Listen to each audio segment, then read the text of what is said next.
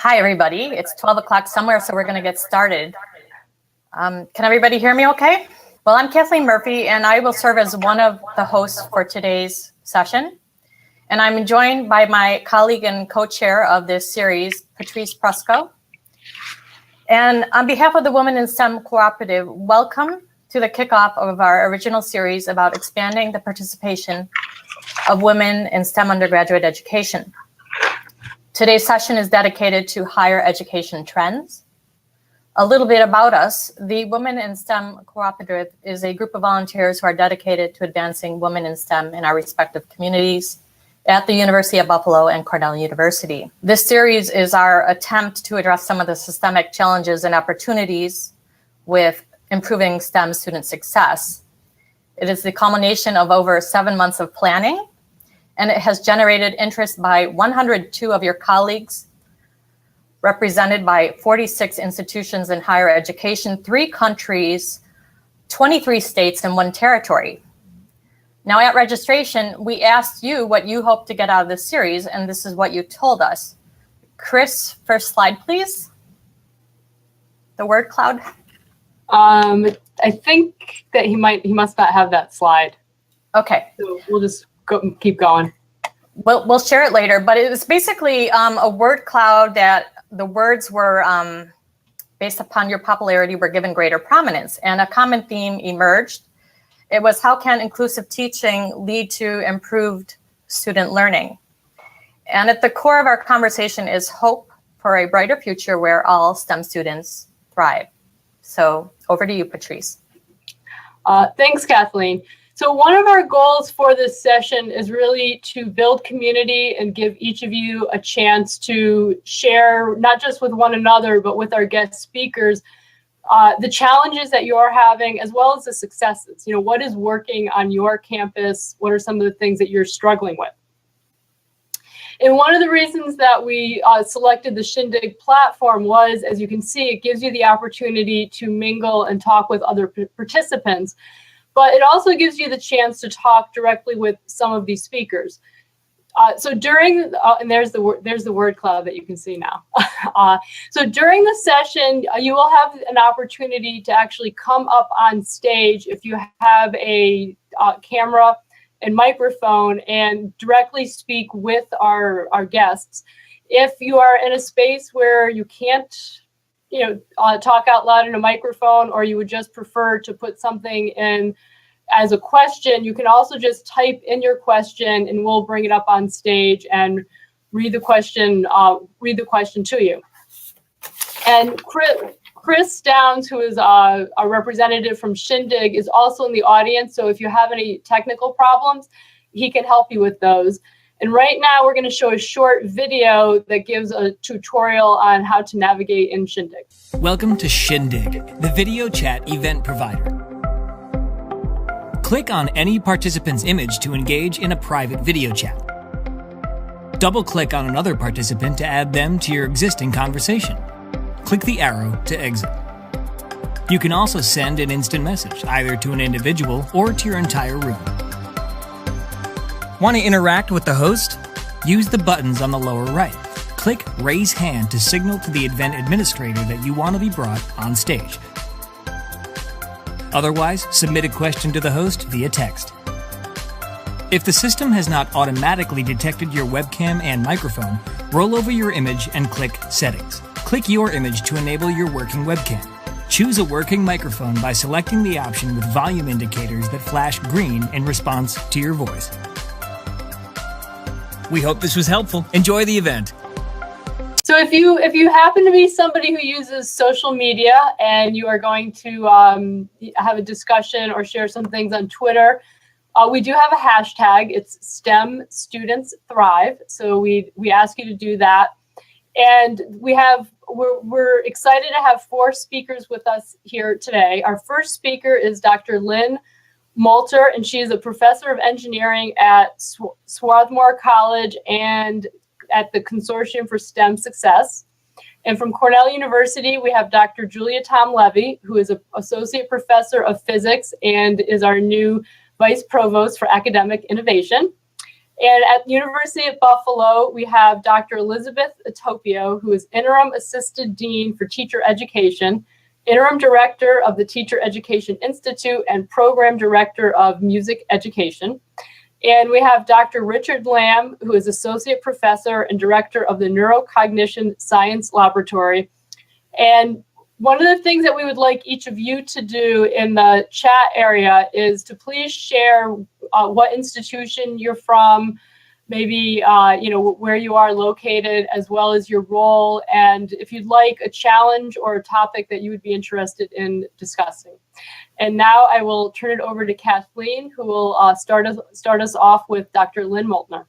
Hi, Lynn. Before we get started, can you just tell us a little bit about yourself and what you're up to at Swarthmore? Well, I've been teaching here for now 30 years. I teach engineering, predominantly electrical, but we are a general engineering program, and we have about 30% women on average in our program.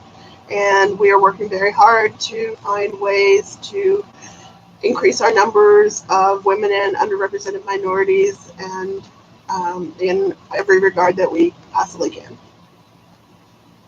Okay, well, I don't want to take time away from you, so let's get right into your presentation. Great. Chris is going to bring it up.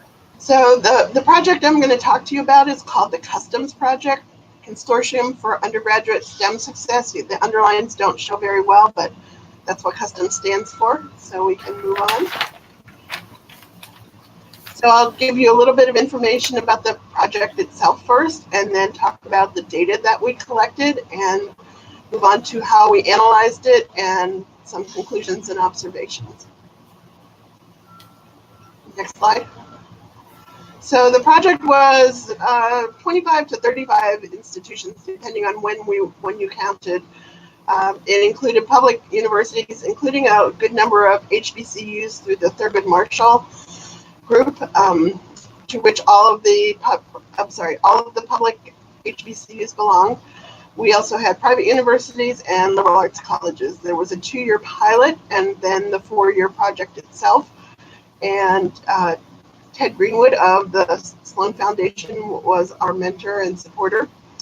And the short goal of the project was to try to figure out what we could use to predict who needs what kinds of resources, which students need which kinds of resources to be successful.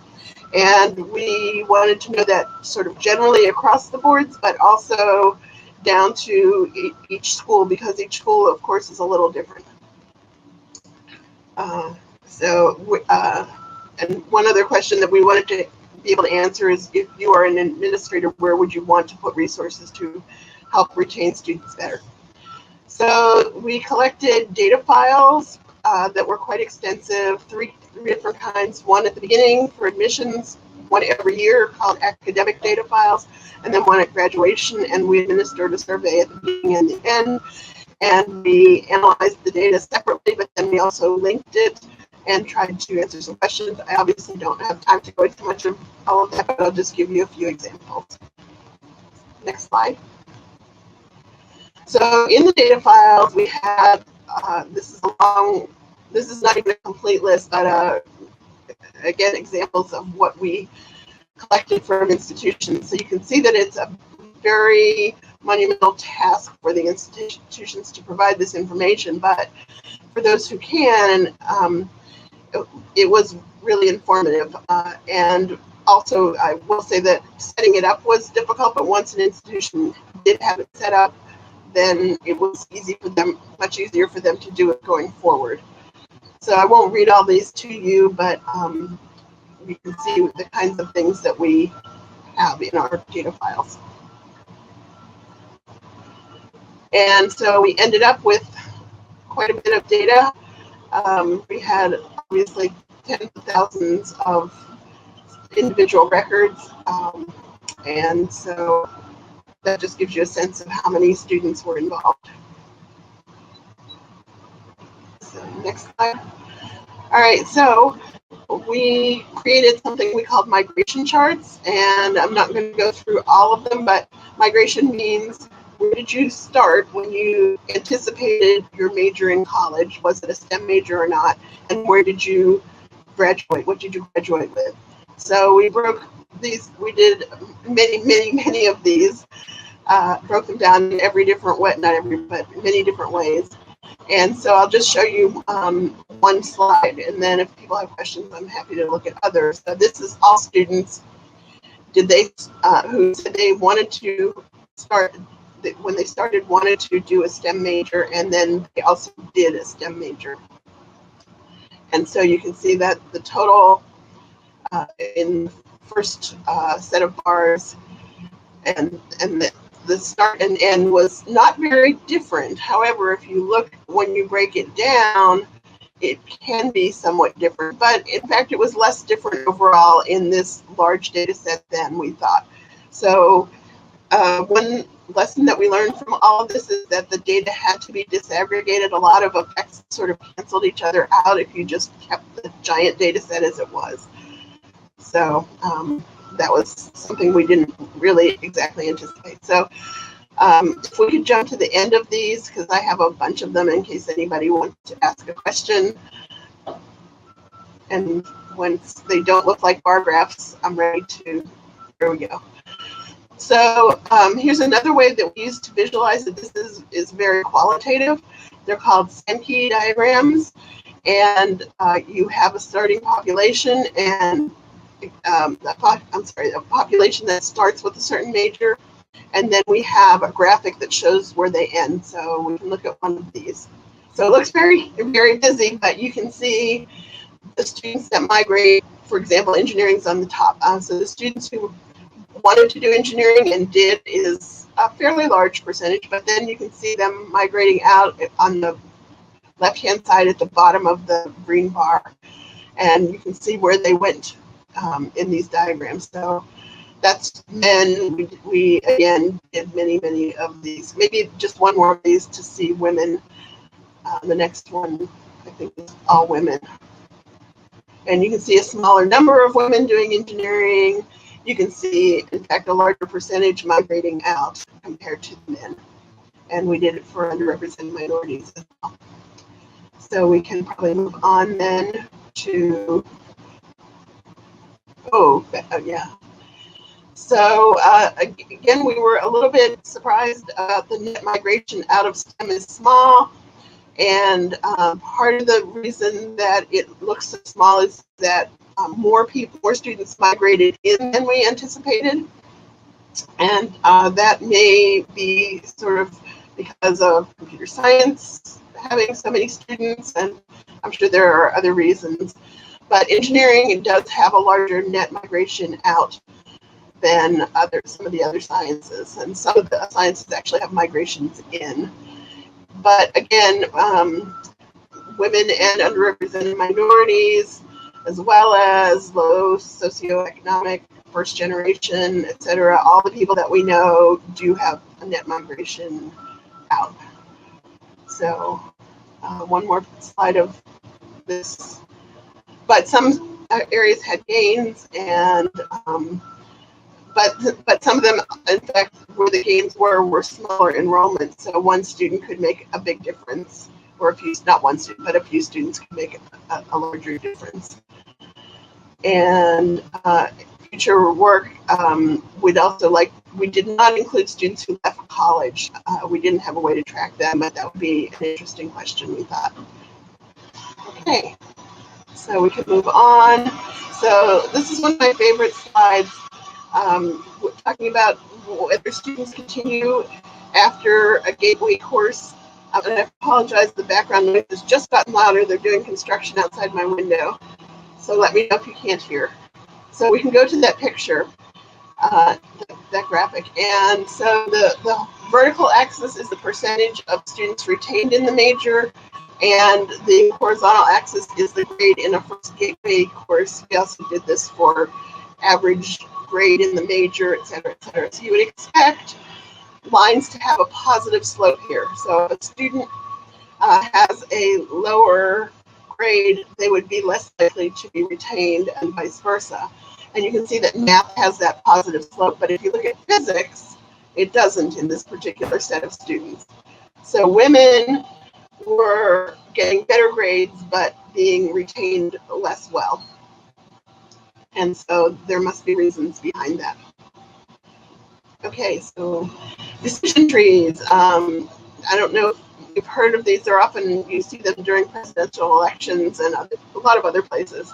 So what it is a software or a program that identifies the relevant factors for staying or leaving STEM disciplines. So I'm going to try to talk this through, but I'm not going to be able to do it justice in the time that we have, but maybe let's just try it. So the top box says math score, and that means on the SAT or ACT. So that turned out to be the most important thing for this set of students. And if their score was high, you go to the right, and then the next most important factor for being retained was their GPA. If their GPA was medium or high, 2/3 roughly stayed. If it was low, about 44% stayed, so less than half. Whereas if you go to the people who scored lower on the math SAT, a low or medium, then if it was low, they don't stay very well. Only about 1/3 stay. And if it was medium, then you have some other factors that were still important. You set a threshold, and it goes as far until you hit that threshold. So then gender was the next most important thing, et cetera, et cetera. So you can get a prediction for staying or leaving based on characteristics of the group that you belong to, or of what data we have about the student. And so we ran a lot of these. Next slide, please. We don't have to do 2 of them. That's fine. Okay, so finally, Bayesian network. So you can move on to the next slide. I can't go through again. I can just tell you the results of a simple example. The Let's Make a Deal with Monty Hall and 3 Doors. So on that show, the contestant would choose a door. Obviously, the chances are 1/3 that you got the door with the car versus the goat. But they don't open it. And then Monty Hall used to sometimes open one of the other 2 doors and ask, would you like to change your mind? And excuse me. And the initial thing that many people think is that it's 50-50 between the other 2 doors, and it doesn't help to change. It's not a clear choice. So have the next slide, please. But it turns out that in fact you increase your chances of winning to about 2/3 if you do switch your slide. So if anybody's interested in this, I have some links that explain it using Bayes' theorem. So what did we find in our work? Next slide, please. So we found out that there were a number. So I guess the main thing we're trying to figure out is what causes what. What we know all of these categories. If you are a woman, you're less likely to be retained. If you have, if your parents do not have college education, you're less likely to be retained, et cetera, et cetera. So, but the question is, what causes what? And so, while these factors are all correct and they do influence the outcome, we found a really interesting, our interesting finding was that the math, actually this one just says math score, but in fact, your placement in a math course is the most important factor, and other things feed into that. So, for example, if you're a woman, you might be a little less likely to be placed into the right math course. And when I say the right math course, it depends if you are successful in your first math course. It doesn't matter if you're placed into trigonometry or multivariable calculus. If you get an A in it, you're more likely to succeed, regardless of what level you are. Which made me really happy because I feel like that's something we could do something about. It's also a less charged issue, so it's kind of, that I was very happy with that result.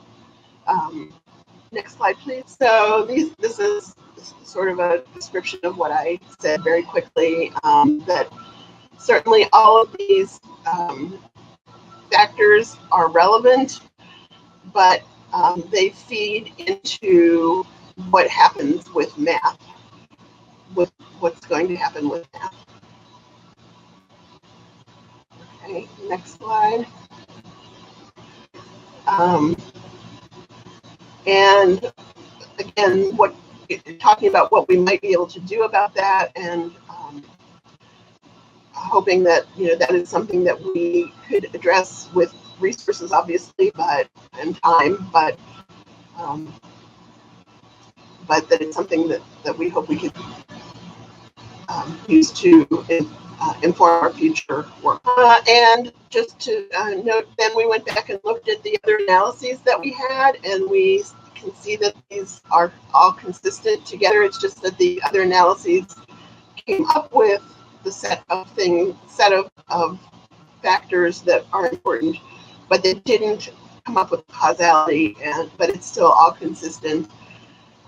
Everything sort of does relate to math, and anecdotally myself, I feel like that's an issue too. I don't look at what students so much did in physics in high school. Physics programs are so non-equivalent in various places. Some are great, some are not.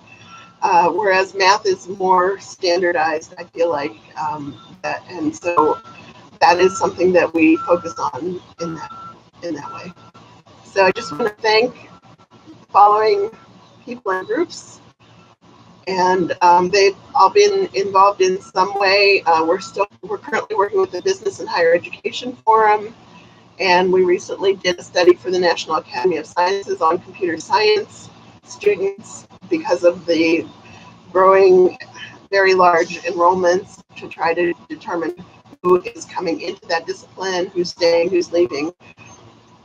And I guess I'll close there and see if there are questions. So, Chris, can you help us out? Where would the questions appear? So please ask your questions. We got time for 1 or 2 questions with Lynn. Hi, Lynn. Thanks so much for a great conversation. And it looks like we have a question. Can you see that okay, Kathleen? Yes, I can see it. CUSTOM stands for Consortium for Undergraduate STEM Success. So, Lynn, while we're waiting for other people in the audience to ask a question, I was wondering if you looked at how outside the classroom experiences might have also impacted that, and the background that the students came from with respect to the success they had in those early math classes. Oh yes, we have those results would have come because we have the survey results that we also have connected with the data, the quantitative data. So those results again vary very significantly among disciplines, among schools. But I think it's a really important question that each school and department may want to ask. And I can give you one example. Here we find that it's really important to have academic support available in our department with our upper level students in the evening. We have a staff member who oversees that. And they're also here, we have them a nice living room with the kitchen and whatever, and they bond together. And having the class bond together is a very important aspect. It's great. It's important, very important to have people who you identify with and who look like you and who seem like you, but you can also establish relationships with others. And if you can facilitate that, I know teaching and learning centers have also their advantages, but for us, it's really important to keep our students near us, the faculty, as well as each other for the 4 class years. Thank you. And it looks like we have a question from the audience. Chris is going to be bringing up that. It's a text question now. Can you see that, Lynn? Yes. T is for technology. If a student leaves engineering discipline, okay, so yes, that's a really good question. That is, we spend a lot of time determining what we call STEM disciplines, because some of them are now obviously interdisciplinary, neuroscience or whatever. And so how we handled that is we asked each institution to tell us what was STEM in their school. So sometimes there was a discipline that at one school was a STEM discipline and in another school it wasn't. So we trusted people to say for our data analysis. Now, obviously, we were looking at zip codes, CIP codes, not zip codes, that are the way that people identify different disciplines, and they have two-digit that are very broad, and they go down to 6-digit that are very specific, and there are a lot of them. So we used that as our starting point, but then we asked our participants to tell us what they're doing, because obviously we don't know. You can say that's not a very good way to do it, and I wouldn't be able to defend it hugely, but that's what we decided to do. Okay, well, let's save the remaining questions until later. It looks like Lisa's up on stage. I think you want to ask a question, Lisa?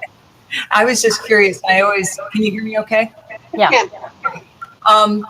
I'm often confused by the definition of the disciplines that fall into STEM. I mean, I get all of them except the T. So for example, if a student comes to an engineering curriculum and decides that he or she wants to go into something like computer graphics or broadcast technology, does that still count as T? Is there a definitive list that fits the T? Well, the zip codes do have a definitive list of under each code, but they don't say which ones are STEM and which ones are not exactly. So you can get some sense of it from the branches that it came from. So you start at the highest level, and there are 2-digit zip codes. So those, I can't offhand, like, I think psychology might be one of them. That doesn't really tell you if under psychology which ones are going to be, because social psychology might not be as sciencey as something neuro or cognitive or whatever. So again, yeah, that's a really good question, and we struggled a lot with trying to determine what exactly is and is not. Even with technology is a hard one, but even with some of the others, you're right, and I'm sorry I don't have a good answer besides agreeing amongst the group and saying what it is that you did when you do it. Yeah, I'm not sure there is a good answer. I'd be curious, because even the neurocognition people use, the fMRI helmets and lots of technology. Technology is an enabler, but not technology as a field per se. So yeah, I'll be interested to hear more. Yeah. Thanks for asking that, Lisa. I think that's a really important question as we think about how to help students develop a STEM identity. I agree. All right. Well, thank you, Lynn. If you want to hang out till the end in case there's some additional questions, we'd appreciate it. But now we need to introduce our next speaker. Go ahead, Patrice. So next we have Dr. Julia Thom-Levy joining us. So I think Chris will be bringing Julia up on stage. Hi, Julia. Thanks so much for taking the time to join us today. Just to start, I thought it might be of interest to people if you want to share a little bit about your new role as the Vice Provost of Academic Innovation and some of the projects and things that we're thinking about working on. Sure. Can everybody hear me? Yeah. Yeah. Okay. So I'm a physics professor. I've been here at Cornell for 12 years now. And last year I started working I got involved in teaching and active learning in an initiative in the Arts and Science College I'll talk about in a minute. And it made me become very interested in teaching and the effects it has on certain student populations. Things I had not really been aware of before until we started experimenting, looking at data, trying different pedagogies. And then last year, I became a provost fellow for pedagogical innovation, just looking at active learning across the university and the role of technology, educational technology, and I've recently become a vice provost. So it's interesting. I come from a very specific physics context and now branching out, what does this mean for undergraduate education across a big decentralized university? Yeah. And so when we first met, that was one of the very first conversations we had, was your experience incorporating active learning into the classroom. And so I was wondering if you could just take a minute to reflect back to when you were first asked to participate in that initiative. You know, what your initial thoughts were about participating, and what was the support you needed to successfully experiment and implement it? Yeah, good question. So when I was asked to participate, I had tenure, but I was, you know, as many people, completely deeply into research. Research was the big, thing that mattered. And I was teaching big undergraduate classes, but sort of in the same way that I had been taught. So lecture style, I walk in there with the white knuckles holding my lecture notes and then reading them to a class of 300. I had sort of peripherally seen some of the work that Carl Wyman has been doing, and Eric Mazur and many other physicists about active learning, flipping the classroom, student engagement, and so on. So I'm a fairly new to this discussion, only for 5 or 6 years now. And what was the enabler for me is that 6 faculty joined this initiative, that the dean and the chair were actively involved, endorsing this and participating themselves in it. So it seemed okay. Colleagues were doing this and were excited to learn something new. So, and also I'd been teaching large undergraduate STEM courses for years, and I knew something wasn't right. And, I know from my own experience, the thing we all know is that the women are leaving disproportionately. We have a pipeline problem, always the feeling of not belonging, of this is somehow not for me, and so on, that we all are aware of. So it was maybe fertile ground for me to try and address this and try and see if a different teaching style would make a difference. So this was an initiative started in the College of Arts and Science. It's interesting because it was a donor who had given money quite a bit. By now it's expanded. Originally it was just pitched to STEM. Now it's expanded into the humanities. And we have, let me just look at we initially awards were given to 2 departments, and now we've just awarded 7 more this year. And so far, it's been a commitment of $5 million. So it's a significant financial commitment for undergraduate teaching. And I can tell you how the money was spent and why, what the resources were and what was important about it. So the 2 STEM departments that participated initially were physics and biology, and we now have some data. That was the other interesting thing that I learned about assessment and, learning analytics and developing awareness of what kind of questions you can ask. And we're starting to ask questions about belonging, level of comfort, level of confidence, and how that correlates with grades and so on. Okay, so by now we have 70 faculty involved, all ages and career stages. So that's interesting. It's a significant piece of the sort of overall faculty in arts and science. So was there one thing that surprised you about the experience? Something maybe an unexpected result? Right. I mean, everything was unexpected. So it was very scary. We had these teams of 2 faculty who would work together to flip their class. So what that means was putting the lecture material, making it into student problems that they could attack in small groups during class. And so we assemble people into small groups. This is all very well known, blocked off rows. And then instead of lecturing or all the time lecturing, they would prepare before class, do a little quiz, come in, work in groups, and I would hover with the TAs and walk and meet as many of them as possible and talk all through the lectures. Sometimes I would stop and then go into to the front and do a mini 5-minute lecture. They're now very invested. They've worked on something. Maybe 80% of the room is confused about, I don't know, angular momentum or something. And so now I do an improvised mini lecture, just 3 minutes. And they, it would be absolutely quiet, people paying attention, really invested. We used a lot of demos, just a lot of discussion. It was just an unbelievable experience. So I remember I was very scared before implementing this because it's completely new.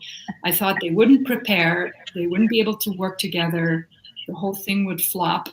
I wouldn't be able to, bring the content into the classroom. And then, I still remember the very first lesson. We just started this, and the whole classroom, all 300 of them, are totally engaged. It's loud, everybody's talking about the question.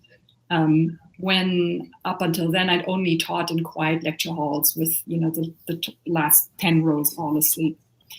So that was, and I learned so much that semester. I learned so much about the students, things they were confused about, got to know them personally, they knew me. They were much more likely to come talk to me, as always talking to students, always, interacting, and always changing the lecture material because I now knew what they were confused about. So it's an unbelievable, I'll never go back. This is really transformative for me. It made me really interested in how students learn and what they think about physics. And then the first results came in. The exams went very much better. So we had matched final and prelim exams. So we had almost 1 letter grade improvement for everybody. We then started to look per student population, and also comparing with biology, did something similar. And the one really powerful thing we're seeing is that underrepresented students, it could be women or underrepresented minority or underserved students, are doing, feeling more confident, feeling a greater sense of belonging, and it correlates with the grades. So for example, achievement gaps are closing. We see that in biology. And this data is that's very, very powerful. So you mentioned their confidence was increasing, as well as their sense of belonging, which we all know are really important. Do you have a sense of what it is about active learning that may be contributing to that? It's interesting. We changed so much at once that I could never quite tell what it was. Was it the the engagement with the material before class? So people come in more prepared, and so there's no more cramming for exams. They're always working on the material. Was that a big contributor? My own sense that the belonging and so on, that changed, is that you are in small groups and you're always engaging. You're always talking to somebody. You're always explaining or learning from your peers. You are engaging with the coaches, so with the faculty or the TAs who are floating around and talking to people. So it's much more, you belong to a group that's working on a problem. And, that was certainly my sort of anecdotal evidence, and just the number of students who came to me, and my own perception that they were predominantly women and underrepresented minority students who, before not talk to me in the same way. They now, and it might also be the engagement with on the individual level, that they felt more comfortable to come and talk. So now that you've got everyone excited about incorporating active learning into their classroom, I think especially you mentioned that you had 300 students in your class. I think that it's daunting for people to think about, how would I get started? How would I manage this? Are there 1 or 2 pieces of advice you could give, to some of the participants here about how to get started? It's very hard. So in physics, it's not actually, there's a lot of material. Lots of people have worked on this. So there are good questions that are very suitable for this kind of teaching out there in textbooks and so on that can be used. It's harder in other fields, I think, because this is not a pedagogy that's used as much in other